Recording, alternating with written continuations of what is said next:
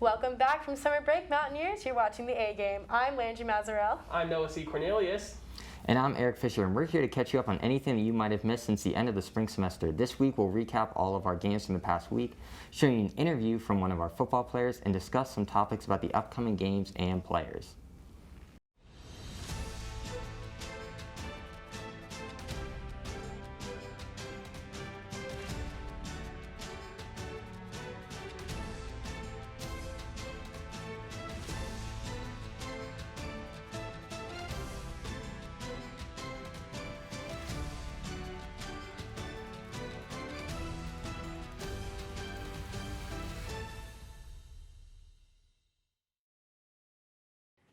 Both the men's and women's cross-country teams started their seasons right here in Boone last week with the Covered Bridge Open.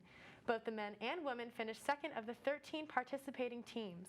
The men competed in an 8K race, finishing with a total of 60 points, only falling to nationally ranked Florida State, who ended with 36. 6 of the Mountaineers' 7 runners finished in the top 25 of the 137 runners at the meet. Daniel Smith and Isaac Benz led the way for the Mountaineers, finishing 7th and 8th respectively, and both posting times under 26 minutes. App State showed out from the first to last runner and finished with a total time of just over 2 hours and had an average run time of just under 26 minutes to beat ETSU for the second spot. The women's team ran a 5K and finished with 91 points, only falling behind top 10 school Florida State, who finished with 26. The Mountaineers finished the 5K with 3 racers in the top 20 as Izzy Eveley finished 8th with a time of 17 minutes and 41 seconds. Lila Peters and Jasmine Donahue finished 17th and 18th respectively, with Donahue finishing less than 5 seconds behind Peters. The other 4 App State runners all finished in the top 40 of the 130-person race with a total time of 1 hour and 30 minutes and an average time of just over 18 minutes. Both teams will have a break this upcoming week, but will be back in action on September 17th for the Fire Tower Project at Don Kennedy Trail. The women's soccer hosted both the University of Charleston and Wake Forest late last week, falling in both games 2-0. The Mountaineers fought hard in both of their matches, but were only able to fire off 2 shots on goal to either team and were never able to connect with the net. Junior goalkeeper Carrie Eagleston recorded a personal best 23 saves this weekend, only letting 4 past in her 2 games. The App State is now 2-2 and 1 on their season and is now ready to bounce back next week when they travel to Spartanburg, South Carolina to play the 2-4 Wofford Bulldogs. The Mountaineer football team won their 3rd consecutive opening game this weekend, traveling down to the Bank of America Stadium to beat the ECU Pirates 33-19. The Mountaineers played 4 strong quarters of football, with graduate quarterback Chase Price making his debut in the black and gold. The team threw for over 250 yards as Thomas Hennigan and Corey Sutton both received in the end zone for 2 Mountaineer touchdowns. App State's running game was also strong, with both Nate Noel and Cam Peoples rushing for over 100 yards and the team rushing for over 200. The Mountaineers face off again this weekend in Florida to play the 0-1 University of Miami, who lost against Alabama last weekend. Stay tuned, because after the break, our very own Allie Powell talks with some of App State's very own football players.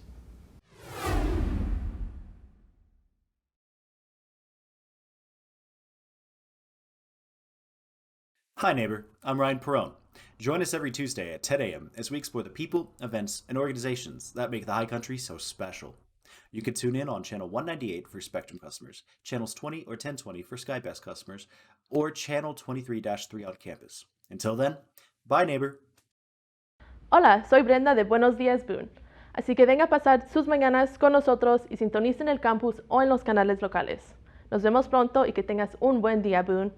See you soon and have a good day.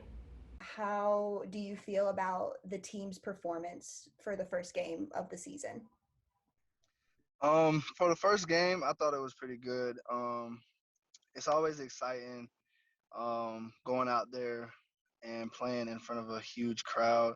And I feel like this year, the anticipation of what this team would look like and, how we would perform and having all the fans back it almost felt like something brand new. But at the end of the day, once the game started, once it kicked off, everybody was really professional. We handled our business. We trusted each other. We trusted the coaches. And, we got the results we wanted. And also looked for opportunities to continue to improve on what we had last Thursday. What do you think some of the strengths of the team are this season? Obviously, anyone who watched could have seen that, we are a strong team. So, what do you think are some of the really key points that the team is going to be just like stellar in this season? One thing I can't really give too much credit to either side of the ball because there's so much talent on both sides of the ball. Um, I would say our strength is just our ability to move fast.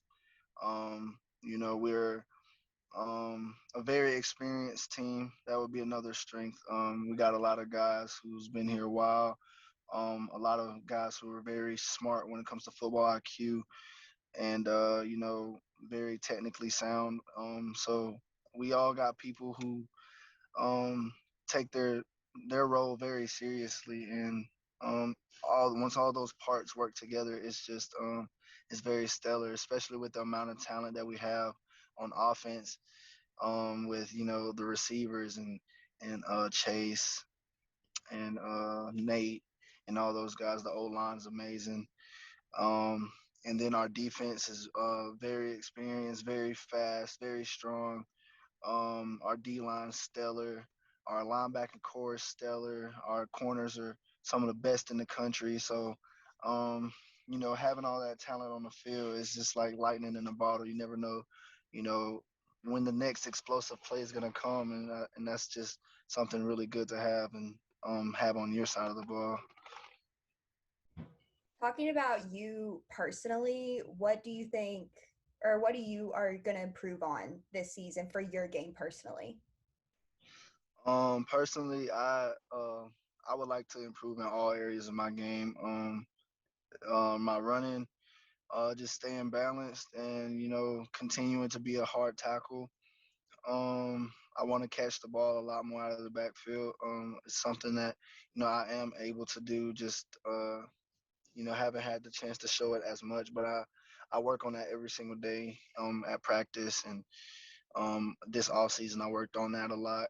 So eventually I'll get to showcase that. My blocking, I always want to be better blocking. I want to be able to protect, just as well as I am protected when I'm running the ball. So I want to be able to do that and reading defenses a lot better. Um, it's not like I'm it's not that I'm not good at it. It's just every I just want to continue to get better in every aspect of the game. I'm never really truly satisfied with any performance. So I don't want to say, oh, I did good this game, I played great this game, or anything like that. I just want to continue to be able to get better, 1% better every single day. So, looking back at your career here at App State, you've been here for a few years. What has been the best part about App State football for you? The brotherhood. It's like a family. Every single day I walk in that locker room. Every single day, I got meetings or anything like that. I'm walking in a building filled with some of my best friends that I've ever had, some of the best people I've ever known, and the coaches are like fathers. You know, they give great advice. They're teaching us something, bigger than the game, and you know, um, I mean, some in some cases, helping us move on to the next step in life. So it's just, App State football is all about family. It's all about culture, and the culture here is just amazing. The tradition of winning football here is like no other, and I really I couldn't picture a better place to be. Honestly, it's just a blessing to be able to walk in there every single day and play the game I love with such great friends.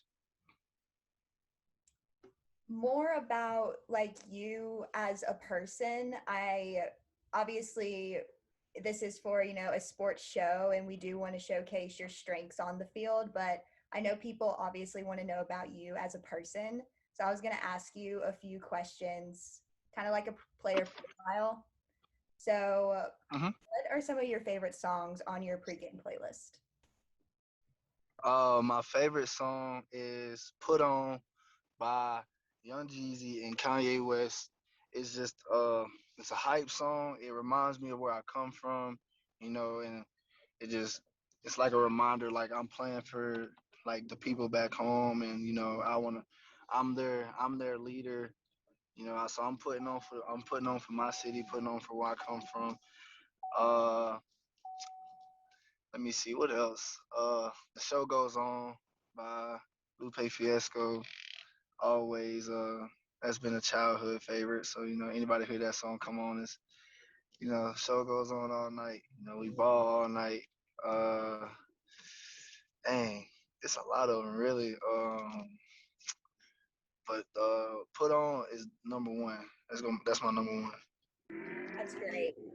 Um, what is your favorite thing about Coach Clark?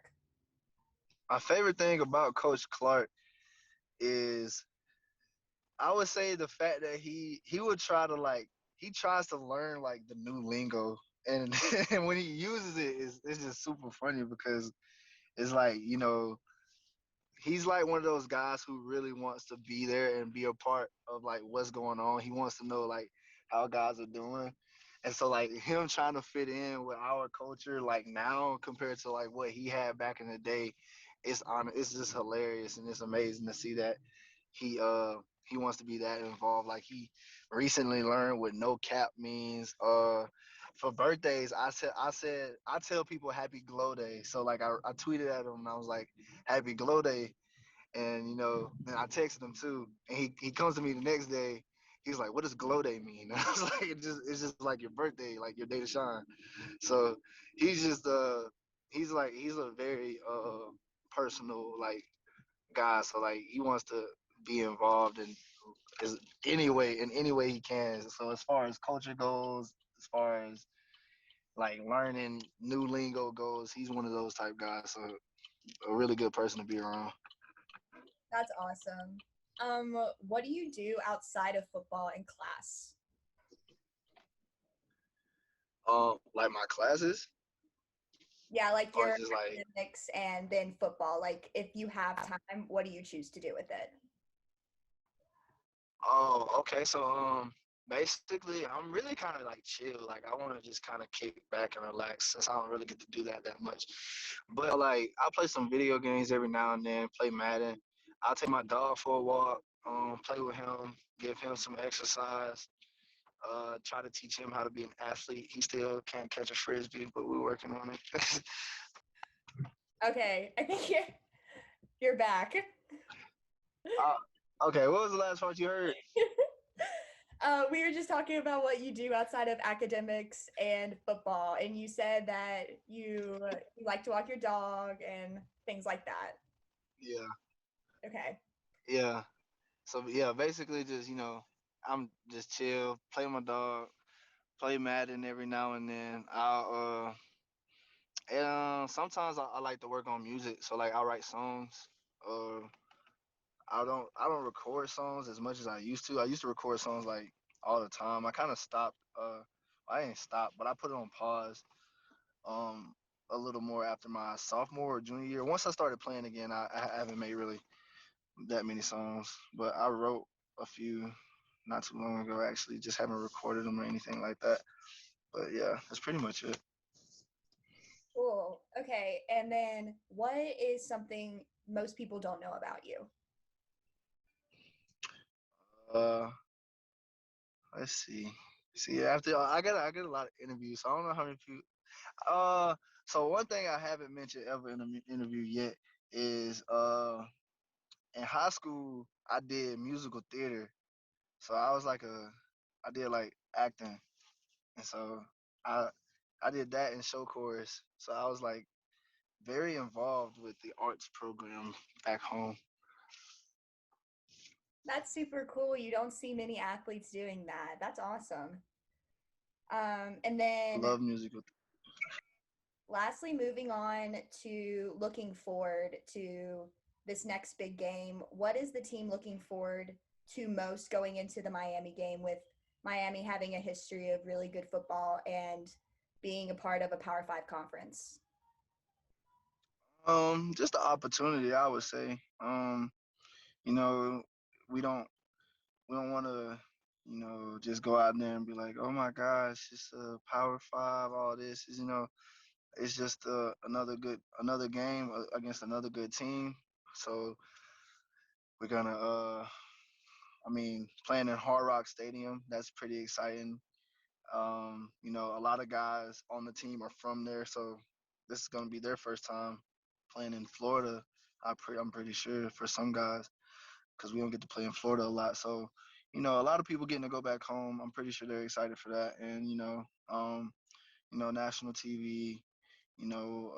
Miami, which is historically a great program. So, it's just gonna be a great opportunity to go out there and play against a good team like that. Awesome. Thank you so much. Thanks, Allie. So what did y'all think about App's performance against ECU? I thought it was great. I thought Chase Bryce was incredible. He had a little bit of a rough start in the first series, but once he got comfortable into the game, he was throwing very accurate. He had a couple of high passes early on, but after that, he looked really comfortable and just natural in the pocket, which was really nice to see. Yeah, the stats don't lie. 20 out of 27 completions, 74.1%. He had a really great game with 259 yards and 2 touchdowns. Definitely led that Mountaineer offense to a 33-19 victory. I don't think that we could have done any better with another quarterback. Yeah, he was incredible. And another thing was the pressure on Holton Ahlers, the quarterback of ECU, was great. They were constantly just in his face, and the struggle for him, he was rolling out of the pocket. He was scrambling, maybe got a few yards there, but that was a really nice sight to see for the Appalachian State defensive line, and hopefully we see that carry over to the next week against Miami as well. I'm a little worried about Chase Bryce, though, with his 15 interceptions last year at Duke. What do y'all think about that one? I think Appalachian State has a great development and quarterback, and seeing how they developed quarterbacks recently in the past years, and I think Chase Bryce could really learn from that, and definitely seeing how well he performed. A big game on ESPNU, and Charlotte, wasn't even home, so that was a really nice sight to see because there were a lot of ECU fans there as well. So I think he's definitely you might see a couple hiccups here and there, but I think he'll be comfortable and won't see much of a struggle. Yeah, and this season going into it feels like we took a year off because of COVID. So obviously there's going to be a little bit of rust getting back into this season. So 1 interception, obviously you don't like to see it. You like to see the 0 in that stat line. But 1 interception is not to be too surprised about. But again, like Landry said, 15 interceptions last year at Duke. Is this a sign that there could be more interceptions in the next upcoming games? It's always possible that you could see more interceptions, and it's just a little worrisome, I guess. But I'm not too worried. And a really nice sight to see was that could take the pressure off of Chase Bryce was the run game from Peoples and Noel. That was just incredible. And they really carried the offense in certain times when they just didn't want to, especially in the second half when the pass game really let down and App State was already up pretty heavy. The run game just took over, and they were dominant throughout the game. So I think throughout the season, that'll really help Chase Bryce feel comfortable. So I think that'll really even out any mistakes that he has. And even just without the run game, I'm still pretty confident in his development over time. And just he looked already comfortable in the pocket, and it only took about 1 series to feel comfortable and natural. Mm-hmm. So what did you think about the ECU game? I know you went, I went. What did you think? Well, I thought the atmosphere was absolutely electric. There were guys on the Jumbotron eating jars of Duke's Classics mayo just straight out of the jar, and I was I could never do that, but the atmosphere was absolutely electric. I'm telling you guys, the Mountaineers, we have some of the best fans in the entirety of college football. We drove, 2 hours, most of us, on a Thursday night. We had classes tomorrow, but most of us came out to Bank of America Stadium, and even though that stadium is blue, we made it look yellow. We totally golfed the purple fans, because ECU's colors are purple. We totally engulfed them. The atmosphere was absolutely electric. Yeah, it was great. And one thing, I'm a transfer from ECU, so I've been to a couple of ECU games my freshman year of college, and they have a pretty solid atmosphere, but there's something about Mountaineer football. It just feels different, and it's there's so much positivity around it, and the fan base travels incredibly well for the away games, which is a great sight to see for the team. Yeah, I'm a freshman here at App State, and I was absolutely floored with how the fans were and how everybody was such a team. Even the fans were part of the team, and it was just one of the most amazing experiences I've ever actually had. Yeah, and as a transfer myself as well, I transferred from a school that did not have a football team. So going into this, I didn't really know what to expect. But we came out of it at one point, we were up 33-9. And I was just sitting there thinking, man, we're good. Like, obviously, I mean, whenever you see a scoreboard and it says 33-9, like, and you're on the winning side, obviously your team is good. Unfortunately, we did come out of it 33-19, but that's still a W in the win column for us. And hopefully we can keep up that energy going into Miami. You think? Yeah, I definitely think so. And then, like, when I look at the score, I see 33-19, but it felt like 33-9 because a lot of those were late points where you could tell, like, they let off the gas pedal on the offensive end and even the defensive end. It's just like the pressure was really off. They weren't like blitzing as often on the defensive line. It just felt a lot more relaxed. So it's like a great sight to see. And I think Miami suffered a tough loss against Alabama. I mean, I think we all kind of expect that. They're Alabama. So, but I mean, Miami definitely won and bounced back. But I think Appalachian State, they might underestimate them. You know, not like knowing it's from North Carolina, it's not a major popular school, not a Power 5. So that might make them underestimate it. And Appalachian State could definitely pull off a big win down in Miami. I agree with you totally. What do you think? Yeah, I think the same exact thing too. I mean, look, we all watch ESPN. We always see them hyping up Miami with their big turnover chain. But App State had one of the best O-lines last year in the entirety of the FBS. But even though we lost Noah Hannon, we still had a good showing against ECU. And like I said earlier, there is a little bit of that rust factor coming back from a very odd season due to COVID. I think, you know, if our O-line shows up and shows out, we could definitely shock Miami. I mean, this isn't the first time that we've shocked a big-name school before. We shocked Michigan. I mean, everybody knows that iconic blocked kick at the last second where the guy's running to the end zone, and I wish I remembered their names. But, I mean, it's one of the most iconic plays in App State history. And College football history. Right, in Yeah, college football exactly. history. There's potential there that we could do that at Miami. And that's one of the most exciting things. But that O-line has to stay strong. Chase Bryce can't throw any interceptions. And can we talk about our wide receivers real quick? They had a great game, too. Yeah, Tyler Hennigan, he was incredible. Like, the deep ball looked so good for App State. And I was a little worried going into that. You know, with a new quarterback, I really thought they're just going to focus on the run game mostly, and that was going to be, like, a main part of the offense. But right off the bat, they were going out there passing the ball. They were looking confident in Chase Bryce and the receivers as well. And that's a great sight to see because you want to see that chemistry develop over time. And it didn't really look like there were any chemistry issues right off the bat because they were throwing the ball, they were connecting on all cylinders, and the run game was clicking, but the receivers looked exceptional, and that's going to be great to develop confidence going into Miami as well. Now, we have to talk about the defense as well. It's kind of fitting that we were just talking about Miami's defense, but now we get to talk about our guys. Ryan Huff and Brendan Harrington had a fantastic game. Ryan had 3 tackles, 1 interception, and 1 pass breakup, while Brendan Harrington had 4 tackles and 2 sacks. Definitely some fantastic effort on the defensive side of things. How do you guys think that they're going to perform the rest of the season? I think they're going to perform well. I think Miami will really be the statement for how the season will go. Because I mean, even a loss shouldn't set them off. Because Miami is a great they're just a great team in general. They're a big name school. They have great history and stuff. But getting a win would be huge. But one thing they really have to do is they're going to have to pressure the quarterback a lot against Miami because we saw Alabama do that. And I mean, it's Alabama. We expected them to pressure the quarterback and get in his face and cause bad passes, and we saw that happen. So I think if App State can kind of follow that recipe and do it even at half the success that Alabama did, it could definitely make a difference because we saw Alabama just have huge success on defense in that way, and then with the long ball as well. So I think if they just pressure the quarterback really well and just the defensive line really anchors the defense, we could see success come out of that for the whole team. I completely agree. Well, I am certainly looking forward to Miami, but I'm also looking to our next game, Elon at home, right after Miami. I think, I've never been to a game in the home stadium. They call it The Rock. I've heard so many good things about it, and I'm just excited to see it. So if we lose at Miami, do you think that we could rebound at Elon? Do you think that even though Miami is a big game, do you think that it could be the determiner of our season? I think it could definitely have some influence, but knowing next week they play Elon and they're going to be pretty heavily favored in that game, I'm not too worried if they suffer a loss in that game because just being home finally after 2 weeks in a row, that would be a massive confidence booster being at home. And I mean, I'm pretty confident in a win in that game against Elon. So no matter the result at Miami, I'm not too worried about the Elon game going on. And I think just getting a win again would just really help the season move on. Just being at home, they're going to feel the atmosphere from the fans. So it'll just help everything, click on all cylinders. Yeah, knowing App State, I mean, the football players, they have a great mentality.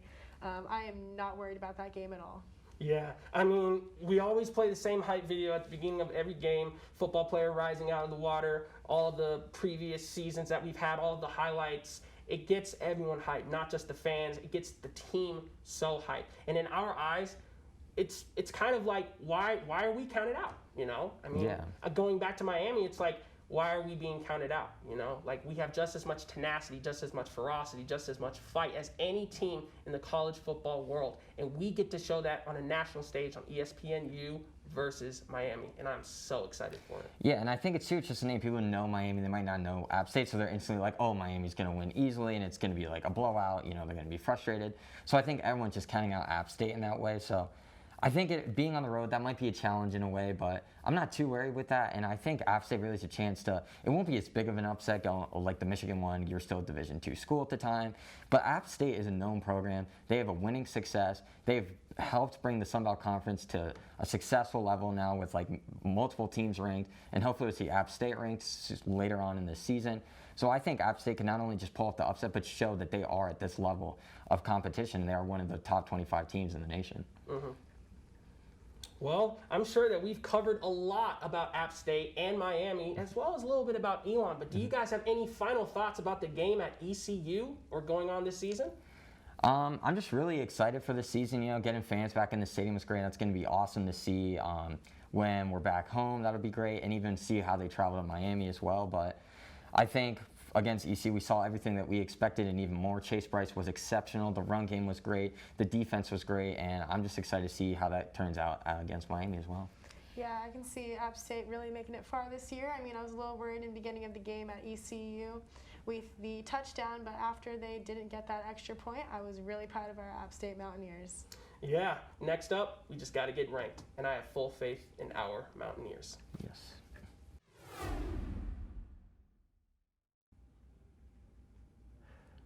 The Mountaineer volleyball team hosted Kansas City, ETSU, and Old Dominion University in the Black and Gold Challenge last weekend, beating ETSU but losing to Kansas City and Old Dominion.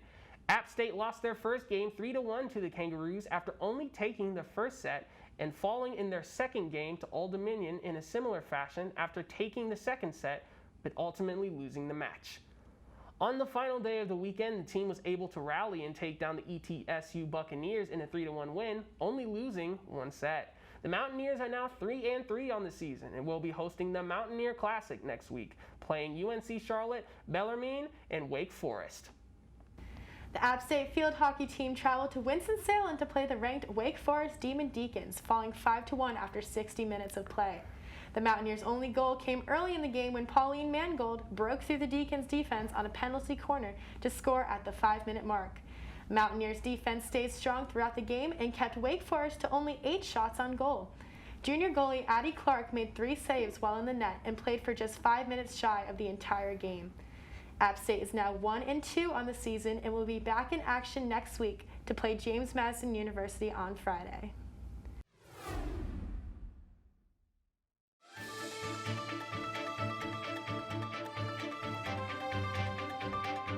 I'm Josh Scott of the Appalachian Weekly News. This week I take a look at Boone churchgoers, how they've been affected by COVID-19, as well as pastors encouraging their congregations to come together. Be sure to catch that story and much more on this week's edition of the Appalachian Weekly News. Welcome back. I'm Landry Mazarella, joined alongside with Eric Fisher and Noah C. Cornelius. Over the history of App State, there have been some incredible moments for our athletic program. It seems like each year our sports teams are breaking record after record and shattering everyone's expectations. Over just the past couple of years, our football team has busted into the top 25 multiple times and upset 2 Power 5 teams. Our men's basketball team made it to the NCAA tournament for the first time in 20 years, and our women's basketball team won the WBI tournament, just to name a few moments. With all that being said, what is your favorite moment in App State sports history? For me, it's going to be one that's like not as memorable, but it was kind of like a morale victory, in my opinion, was against Tennessee a couple years ago, the season opener. They went to Neyland Stadium, one of the most iconic stadiums in college football history, and a tough SEC opponent every year, very highly ranked.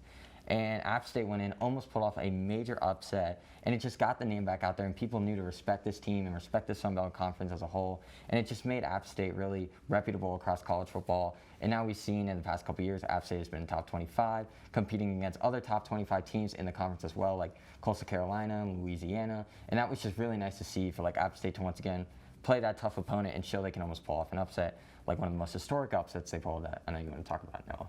Oh yeah, going off the topic of football, I'm going to go with the quote-unquote basic answer here, but it's still such an amazing moment when we beat Michigan. I mean, my first foray into knowing about App State football and Appalachian State in general was because of the ESPN documentary they made after Appalachian State beat Michigan about 10 years ago. I believe it was 2007 and 2008. Yeah, I believe so. Yeah, I mean, first of all, the radio call. The radio call in which Michigan was about to kick a field goal, and they were like, "Oh man, this is gonna be incredible for App State if we pull out this victory." They blocked the field goal. The guys in the booth in the radio calling the shots go crazy. They're like, "Oh, I mean, like, look, whenever commentators or radio broadcasters they do that, I mean, it gets you hyped. Like, it's got me hyped right now. I mean, we almost ran that ball back to the end zone as well, just to like just to embarrass Michigan, I will say, just a little bit more. That football moment definitely put us on the map. And one of the sweetest things about it was that I think Michigan was ranked 5 at the time, and they dropped. And that's because of us, because we played the spoiler. So Appalachian State versus Michigan, all-time favorite moment in App Sports history. Awesome. Yeah, I am a freshman here at App State, and so I don't know too much about the history of App State sports, but I did go to the ECU game, and it was probably the best moment of my life. Watching App State absolutely crush ECU was amazing, and I have never seen anything like it before. I'm a little worried again when it happened to be 6-0, but when they didn't get that extra point, I knew our App State Mountaineers could pull it out, and I'm really excited. So that's all we have for you this week, sports fans. I'm Landry Mazarel. I'm Noah C. Cornelius. And I'm Eric Fisher. Tune in next week to stay up to date on all things Appalachian State sports.